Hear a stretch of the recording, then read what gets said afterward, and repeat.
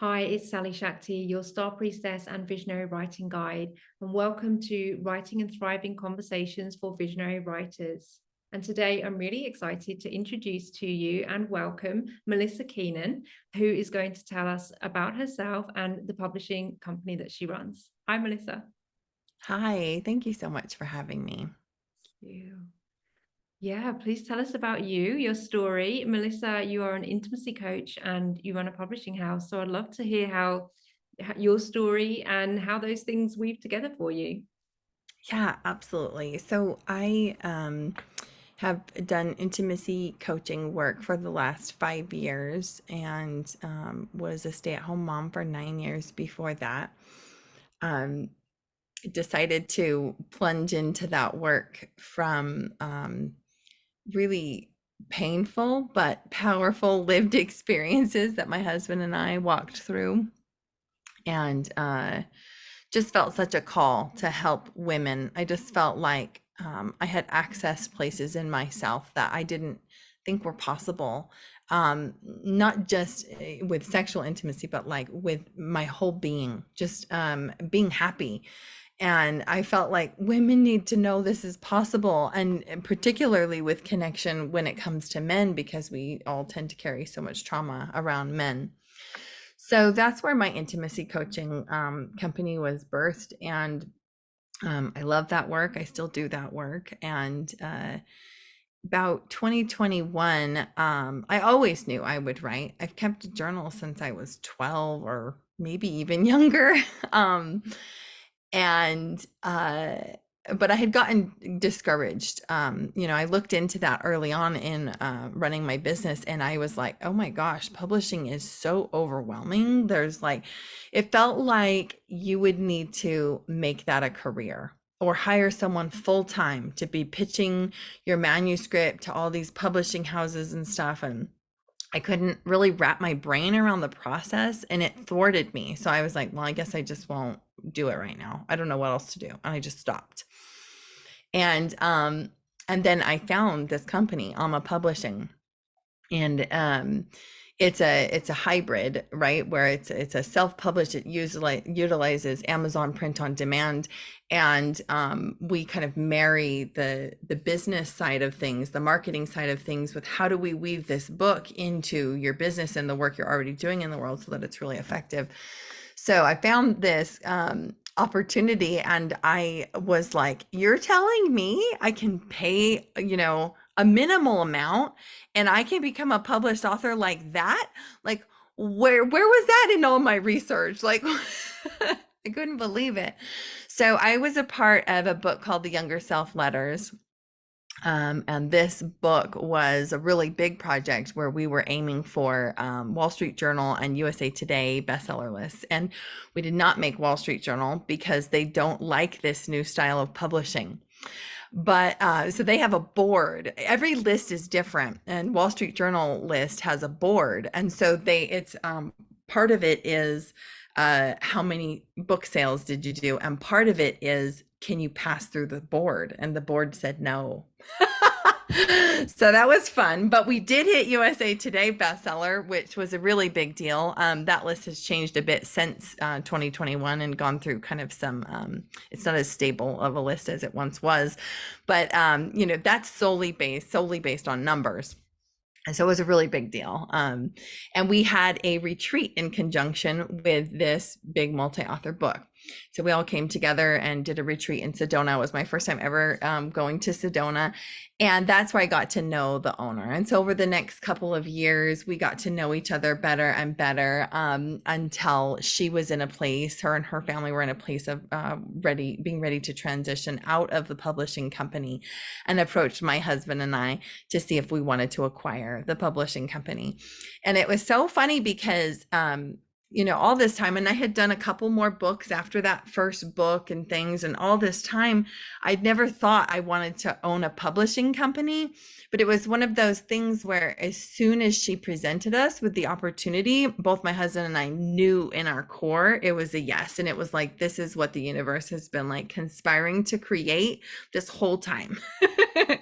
So that's been about 7 months ago.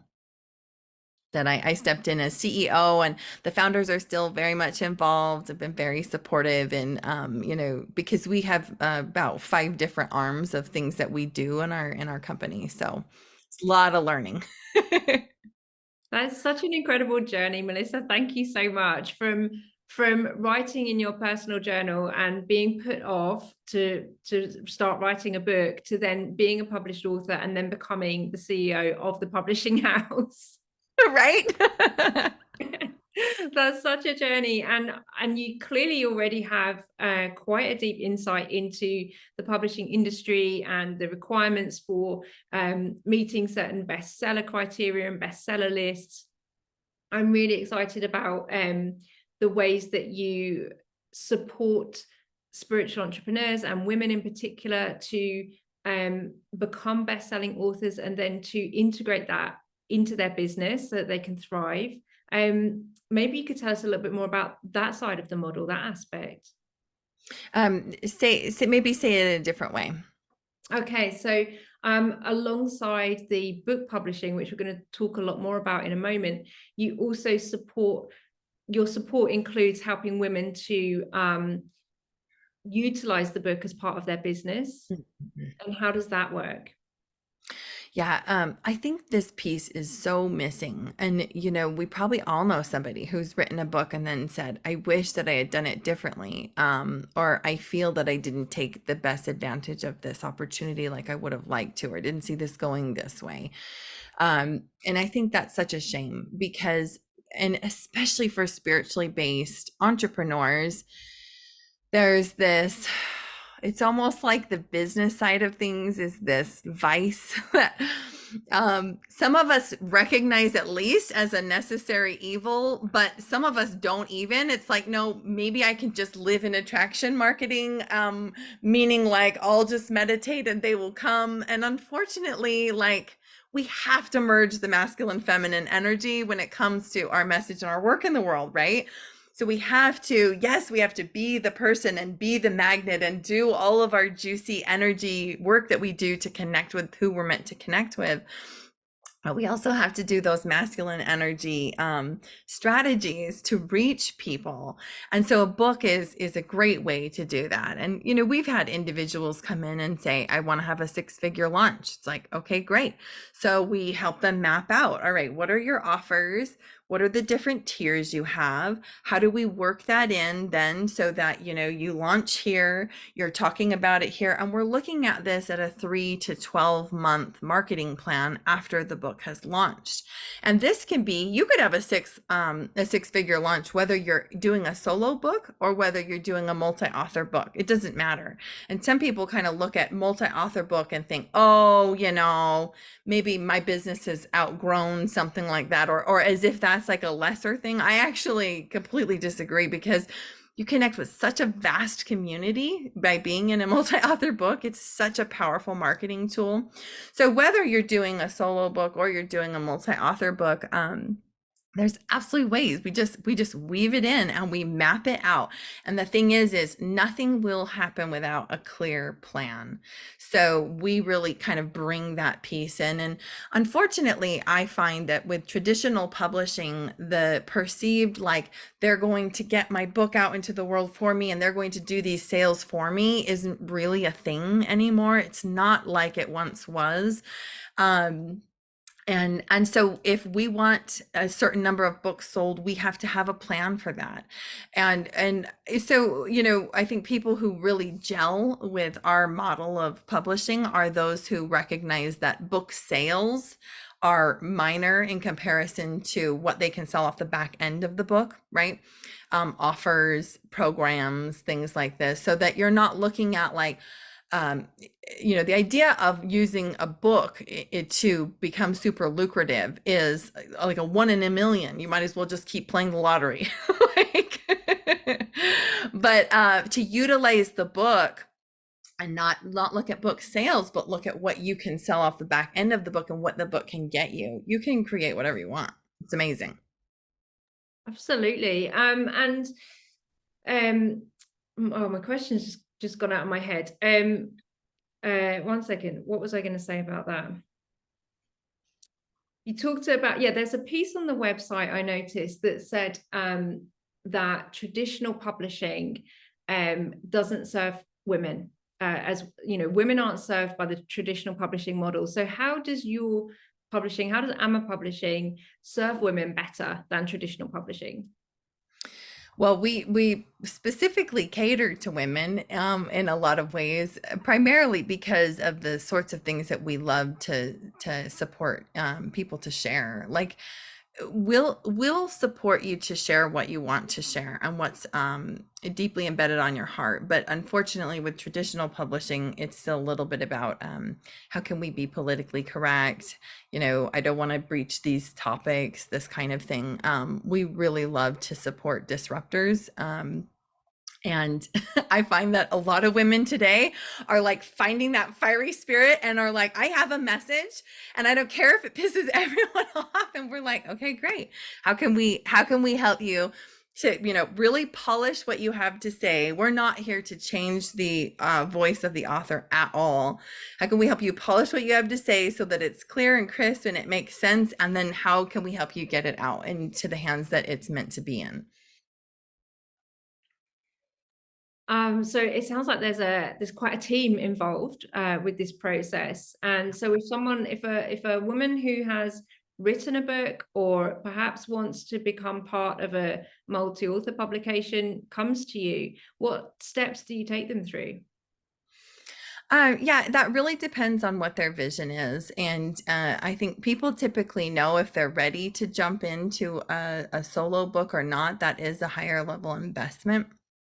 Um, and so it, you know, if you're going the multi-author journey, it's actually, we make it really simple for people either way that they're going, which I think is important because a lot of people look at a book like, oh my gosh, how am I going to do this?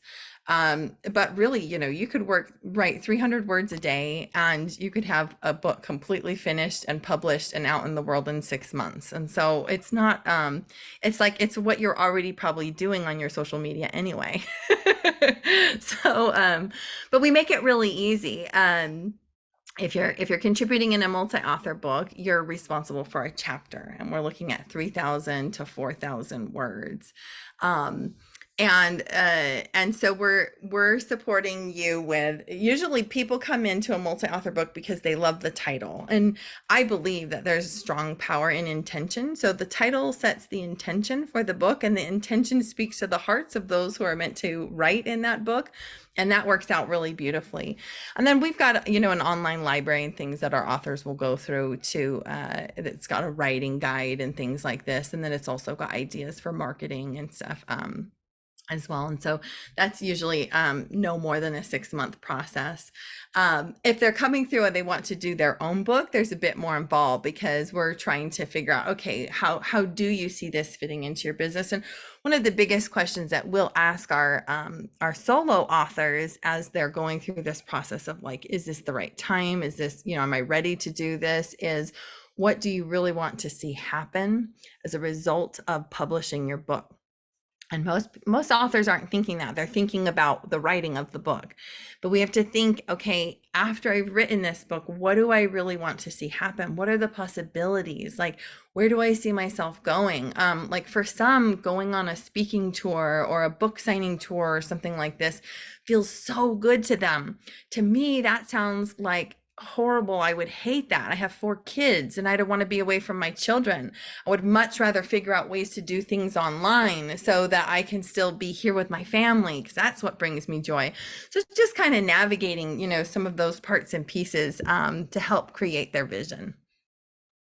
It's really liberating to hear you talk about the bigger picture, because often the people that I work with, they're a lot of them are stuck at the first level of like, you know, that the idea of just getting the words onto the page. That's a huge obstacle and a huge barrier for a lot of people. And a lot of that is to do with the way that we've been educated. And, you know, you speak about this on your website as well about, you know, the way that our voices, particularly women's voices, are often silenced and squashed into forms that don't really fit or don't really serve us. So there's a huge obstacle initially of getting the words down onto the page and having the confidence to put your book, to write your book, and feel confident enough in yourself to put your words on the page, to put your ideas down, because it feels so concrete to put your ideas into a book. And I guess I wonder if you have a lot of people showing up with imposter syndrome, because it can be enormously crippling, for somebody to cross that hurdle. Yeah, definitely. I even just wrote a post about this last week where I see some of our authors will go through the multi-author process where they've written one chapter and then they become either best-selling author or even international best-selling author, and yet afterwards still have trouble like registering for that free speaking event or whatever, or still putting themselves out there. And I actually do see, some people will even go through that process and then never tell another soul about it once it's done. And so I just share that to say that like that doesn't go away. Like just because once you you publish and everything, that doesn't go away. It's like I think as you said, it's in our DNA, it's in our ancestry, it's in our society. There are still these pieces that say, I always think to Brene Brown's work, which she is a very famous shame researcher, and I think this was like 2010 when she came out with these studies that showed that still for women, we feel in order to be the best woman we can be, we need to be small, meek, and quiet. And it's like 2010, what? Like, but really we still carry these things. And so that's so normal. And I find, would it help if I shared a bit about that process, like finding those words? I think there really is no such thing as a dull story. There's no such thing as a story that's not worthy of being written down. I think a lot about scriptures, texts that individuals wrote and that now are considered sacred to some or to many. And I think like, what did it take for those people to write those things down? And how much I wish that we had more from those times to get a fuller sense of the picture. And I think to this time, and maybe 100 years from now, what they'll look back on this time and say, they'll say, oh my gosh, as soon as the internet made it possible for women to roar, they roared and they all shared their story. Like, because I think it's this first time where it's like, wait a minute, I do have a voice. I can share my voice. And I think that our children's children and that those generations will consider these stories sacred. Just the same way that we look back on some of these, ancient texts and consider them sacred. And so when you think about that, I look at like a story and it's like, what's the difference between someone that no one in society values and someone that everyone in society values? What's the difference between a story that we say is valuable of being written down? The only difference, I would argue, is the belief that the person who wrote it has in it being a valuable story. That is the only difference, is the belief we have in ourselves that what my story is powerful. It's to be able to look back at your life and say, yes, these are the things I've been through. Yes, these are the things I've done, and look at who I've become as a result of it. And so, and to me, those are the things that are like far more valuable than anything else you can write.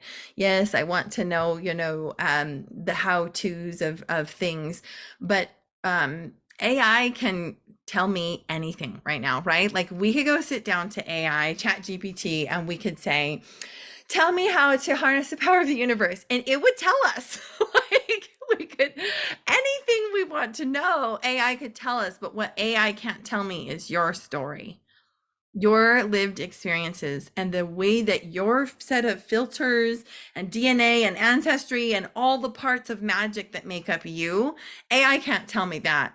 And that contains healing codes. That contains like all that we really need, right?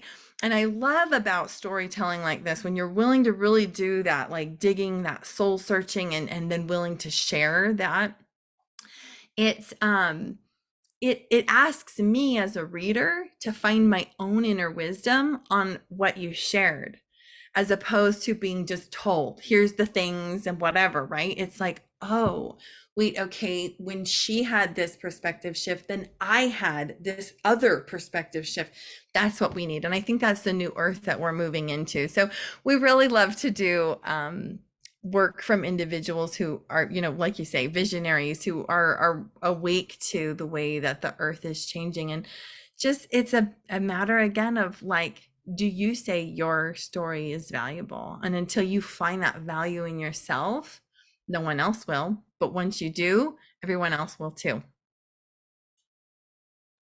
I love what you said there about especially that everyone's story is valuable. And I think that's another one of the shifts that we're moving through, is that you mentioned sacred texts, for example, and obviously paper, and it was difficult to write a text. In ancient times they didn't have the physical resources, and not everybody was literate to do that, so it was a real special thing to be able to write, and only certain people were educated to be able to do that often. So only certain stories got shared, and then those stories became concretized and crystallized as the stories that were important. And there is importance in those stories, but there's also the stories that have been cast out of that picture are often the more intimate and embodied stories, the kind of stories that families would tell each other through the generations, or that communities would share, and that would have resonance on a physical and embodied and emotional and a frequency level with the people who would be receiving those stories. And there's an alchemy in storytelling that transforms not only the teller but also the receiver of those stories, because as you said, you can resonate with a certain key point in that story, and although it's personal to the person who's telling it, there's a frequency resonance or an emotional resonance that sets up the similar potential for alchemy in the receiver, who then realizes and recognizes that similar transformation is available to themselves too. I love that. And I also think that the way that we are changing globally, with a willingness to really understand not just women, but also feminine energy and calling that in, there's been so much work around, or such a revival of the shadow side. The parts where only darkness was cast. And then we just watched A White Christmas last night as a family. And it's such a sweet movie. Have you watched that movie before? Yeah. So sweet, and everything's so wholesome and good, and just wonderful. But the thing is at just even in that era, which isn't that long ago, just under 100 years ago, um, there was no tell me the story of the prostitute. There was no tell me the story of the woman who had to give up her baby, or the woman who made a choice to have an abortion, or tell me the story of the woman who was battered and abused, or even tell me the story of the orphan, or even tell me the story of the man's inner world and his inner most feelings about what he's had to face, or tell me the story of the war veteran and what his feelings actually were as he had to go through those things. And I think now, because our earth is shifting, there's this emphasis on that feminine energy, those liminal spaces, those spaces in between where stuff doesn't make sense, and where we have to sit with paradox, and we have to sit with moral dilemmas and things, and we're so freaking hungry for it as a humanity. Don't you think? It's so delicious to us. We can't get enough, because it relates to these parts of us that we also have felt had to be shut down and secluded or caged up and hidden away, and hopefully no one will ever know that we have these parts of us in us, the jealous parts, or the prostitute who would do anything to get what she wants, or the whatever it is, right? And so there's this like revival, I think, of the whole human and what that means. And to me, that is just so magical. On a personal note, my mother has a lot of lived experience that has just felt completely shameful to her. And as a result, she wasn't even able to finish raising me. She was a part of my life from 0 to 12. And then at 12, from 12 to 18, I didn't speak to her at all. And we've now rekindled a relationship and stuff as adults, but it's rocky at best. My mom has a lot of mental health issues and just like lots of unresolved trauma and things. And one day as an adult, I asked her, would you be willing to write your story? Like, I want to know the things that you've been through. And she took a long time. She wrote this story and then she gave it to her sister. And she said, I wrote this story for Melisa and I wondered if you would read it first. And her sister said, why would you ever write these things down? No one wants to read these. And isn't that just so devastating? So my mom ripped it up, and I don't know whatever was written on those papers, and she rewrote a different story. And I got a 6-page front and back story about, sock hops and cute things that happened in her life, and I cherish it. But I so wish I could get the other story. And it's unfortunate, of course, her sister comes from the same generation and probably carries that same sense of, I can't let my stories be shared. But we are in a new generation and we have to be the brave ones to say, I don't care. Someone may shut my story down, but this story has to be shared. Yeah. So share it for my mom. Share your story for my sweet mama who got brave for a sec and then got shut down. Absolutely, because there is so much healing and transformation when we do share our stories. And it is often, if not always, the parts of our stories that feel most vulnerable, most shameful, that are the most healing, both for us when we share it and then for others when they hear it. If we can, as a writer, there are ways that we can share the story, especially when we can begin to share from a place of transformation that supports the person who's reading or receiving it as well. We don't want to leave our readers in trauma. We don't want to reactivate their trauma or stimulate their trauma in a way that keeps them stuck in that loop. But there are ways that we can share those stories without skipping over or spiritually bypassing, the shadow parts, the shameful parts, that can be incredibly and profoundly healing when we do share those stories and can share them with either intimately with one or two other people or on a more public scale. So how do you support writers who are sharing a challenging story? How do you support them in themselves to write that story and then to ensure that the story is appropriate for other people to read? We don't do that second part at all. I actually am like, no, if you feel it needs to be shared, that's what matters most. The biggest way that I can support my authors is not to make sure that it's, following some format or it's, making sure that, the paragraph structure is correct or whatever. That doesn't even matter.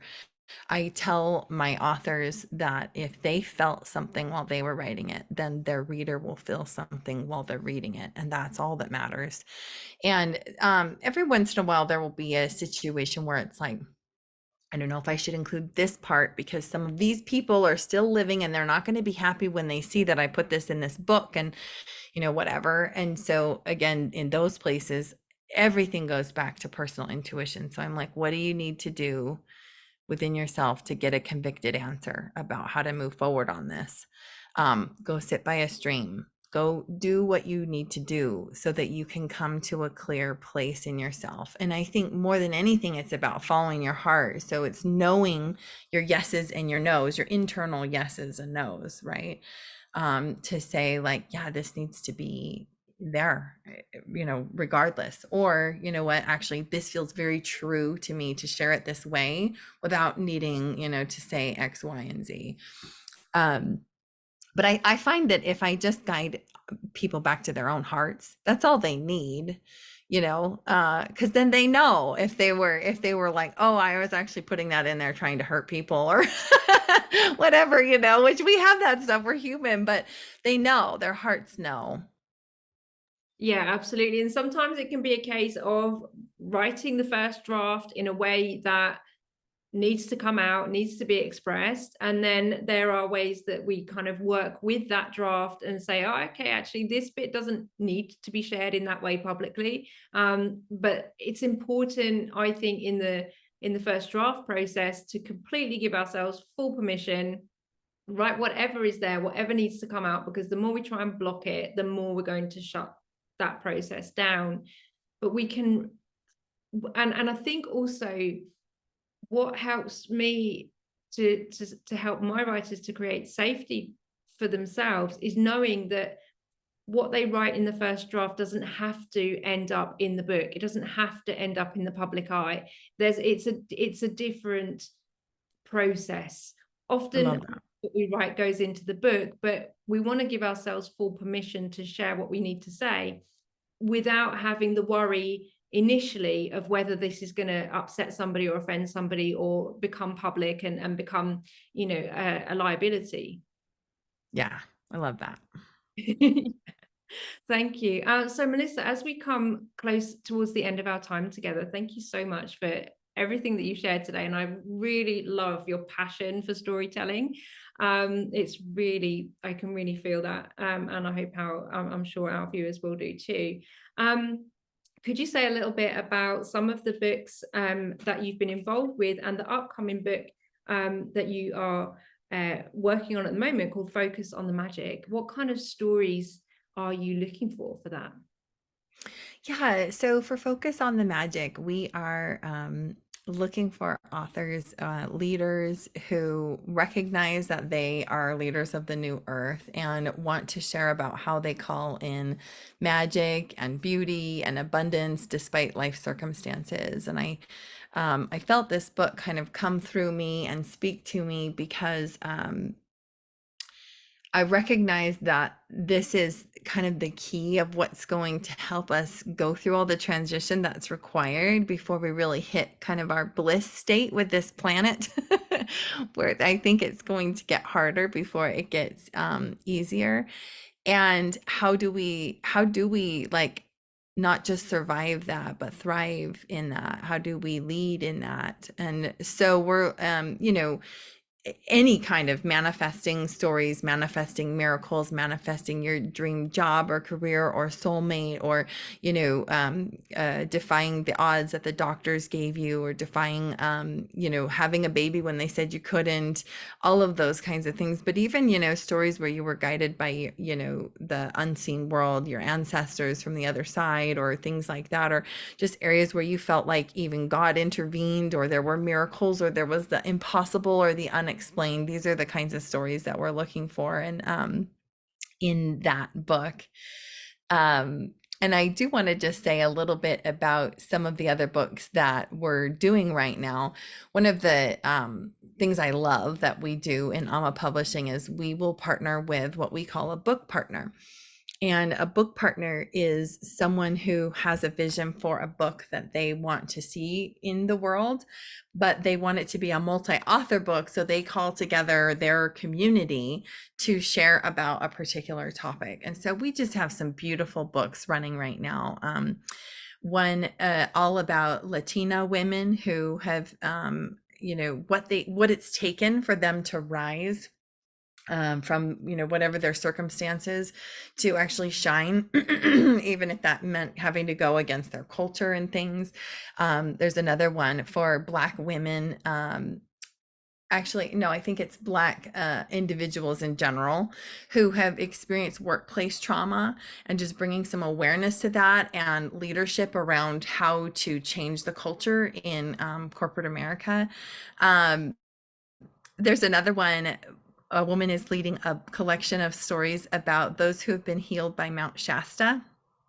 Which, if you're a listener and you're not familiar, Mount Shasta's like got super high vibe healing energy, and it's here in Northern California. It's about 3 hours from me. I'm in Reno, Nevada, but um, a lot of people go there for, healing purposes, all kinds of retreats, all kinds of things. So she's collecting individuals who have stories about that, and we have others as well. But I'll just share those. I think it's just super super neat to see people. It's like having a child. I feel that's the best like kind of symbolism or metaphor for what it's like when somebody is like, I really think I should do this thing, and there needs to be a book about this, and it's like, then you're the one to lead it, you're the one. And so we partner with them so they don't have to learn all the publishing side or the editing or the even graphic design. We help them with all of that. We help them come up with a clear title and marketing messages and things like that, and then they call together those individuals. And it's so cool because it's a win-win for everyone involved. They help elevate their community to get this opportunity for visibility and marketing in their own businesses. They become a leader even more so in their industry, and they also have the capacity to make $20,000 in the process. The book partner does. And then, of course, it's a win for us because they have individuals in their community that we would never know or cross paths with. So then we get to help publish these stories. Yeah, it's really cool. So a lot of times people will just reach out and say, what books are you running right now? What books are you running right now? Because we've got a lot of different angles and different books going at one time. I really love what you're doing. It sounds like such a revolutionary and paradigm shifting, the books that you're publishing and the publishing model that you're working with. And it's really helping bring, as you say on the website, it's really helping to bring feminine leadership and diversity, raising people up who would not have had voices or access to publishing in the past. Yeah, exactly. Yeah. Melissa, thank you so much for what you're doing. I'm very excited and would love to keep in touch and connect. And so for our viewers and listeners as well, how can people find you and connect with you? I'm super active on Facebook, so you can search up Melisa Keenan and reach out to me there. And I would love to have a conversation with you and see, if there's a book that's a good fit for you. But you can also go to amapublishing.co and see, what we're up to there as well. We also teach people how to run their own publishing house. So we have lots of different ways that we support people who are passionate about getting storytelling out into the world. Incredible. Thank you so much, Melissa. Thank you so much, Sally.